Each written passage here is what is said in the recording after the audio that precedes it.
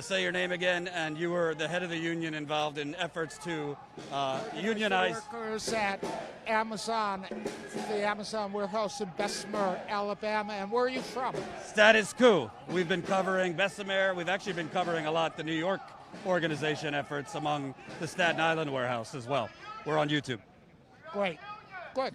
So I want to ask you, Bessemer specifically, the media covered it for a little bit. Then after the results, they kind of just declared it, a loss. But you guys have been really working hard because, to me, there was a lot of very, very suspect, potentially illegal things that went on in that election. We're not going away. And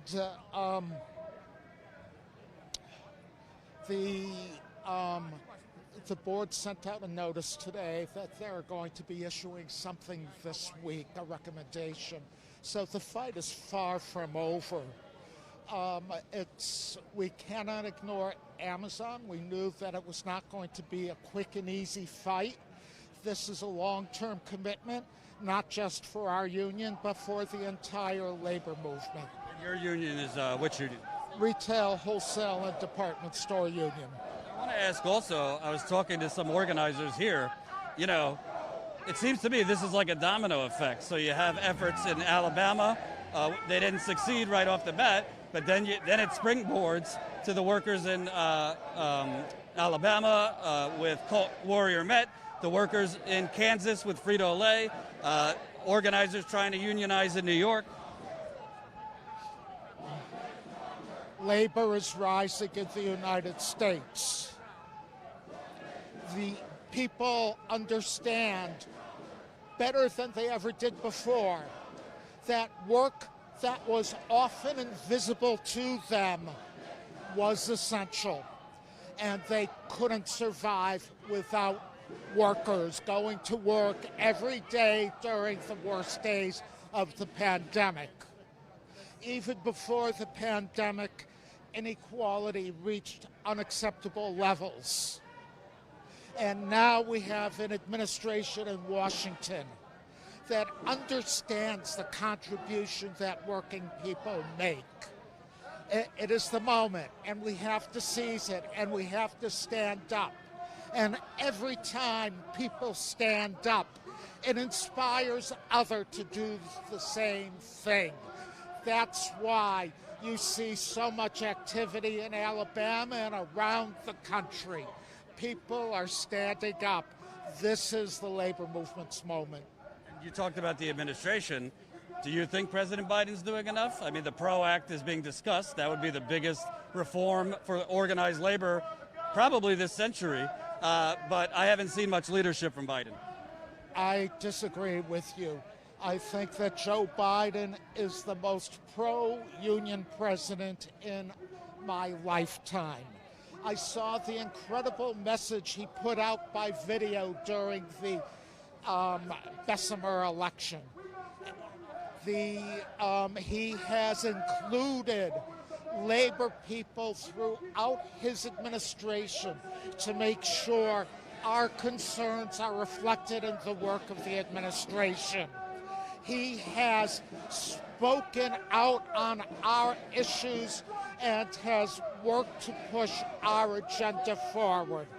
And we see that in everything he's doing, from his nominations to the National Labor Relations Board, to having a union member in his cabinet for the first time in decades, but more importantly, promoting policies that respect and advance working people. Which policies are you targeting in on? You look at what we've done with unemployment insurance. You look at the health and safety changes he's advocating. You look at how he wants labor's views involved in much of what's done in this administration, including on the international level, with expectations for trade. We're very happy with this president. We're very happy with Joe Biden. What's your name again? Stuart, S-T-U-A-R-T, Applebaum, A-P-P-E-L-B-A-U-M. Thank you very much. So that was Stuart Applebaum, who was with the head of the union that was trying to unionize Alabama Amazon workers down in Alabama. Obviously, it got a little media attention, but then if you think that was a fair election, the workforce there voted pretty overwhelmingly against unionization. There's a lot of fishy things, from security officials at Amazon having access to the ballots, from a ballot box being put outside the warehouse, where workers could feel like they were being surveilled or watched when they were dropping in their ballots. That union, his union, has filed complaints with the National Labor Relations Board, basically saying the process and Amazon's actions were illegal. He just said that there will be an announcement this week from the board. I believe that's the National Labor Relations Board, so we'll see. I'm not here to fight with people, but I think a lot of things he said was just complete nonsense, to tell you the truth. He's next to me. I don't really care. Biden hasn't done a damn thing for unions. And honestly, from what I have seen, and this isn't just about him, but what I've seen around the country for years, after General Motors laid off 15,000 workers in Michigan, Ohio, and I believe Maryland a couple years ago, we went to Michigan. Then we went to Ohio. That was General Motors laying them off after receiving a $51 billion bailout during the financial crash. Barely any media covered it. And I talked to union workers there. And I talked to even some union executives. They wouldn't talk on the record, but I spoke with them off the record.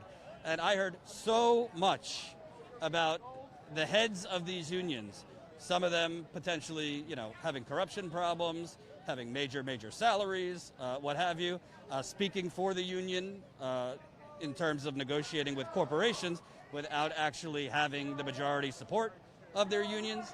But I also heard you have a national labor movement with the heads of labor that essentially accept anything, essentially act like, a president doing a video. I mean, he just said Biden doing a video, kind of in support of the workers who are unionizing in Bessemer. It means he's the greatest union president of the 21st century. I mean, that's absurd, right? Biden, if you follow the money, took millions and millions and millions and millions of dollars from corporations that union bust. Banks, financial law firms, financial lawyers, Comcast, all union busters. He took their money. He's not stupid. Politicians aren't stupid. They know why those corporations, why those plutocrats are giving them millions of dollars. It's not out of charity. When he says that Biden has staffed his administration with a lot more union people and pro-labor people, that's good.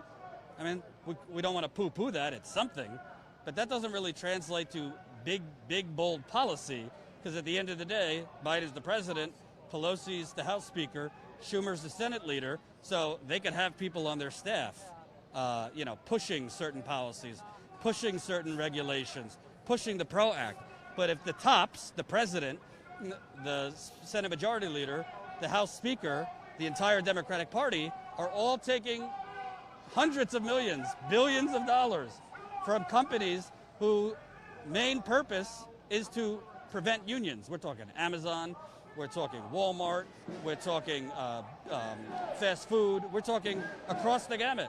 If they're taking money from the very corporations that are exploiting these workers, a video in support of workers unionizing is just symbolism. I mean, that's the reality. It's just symbolism.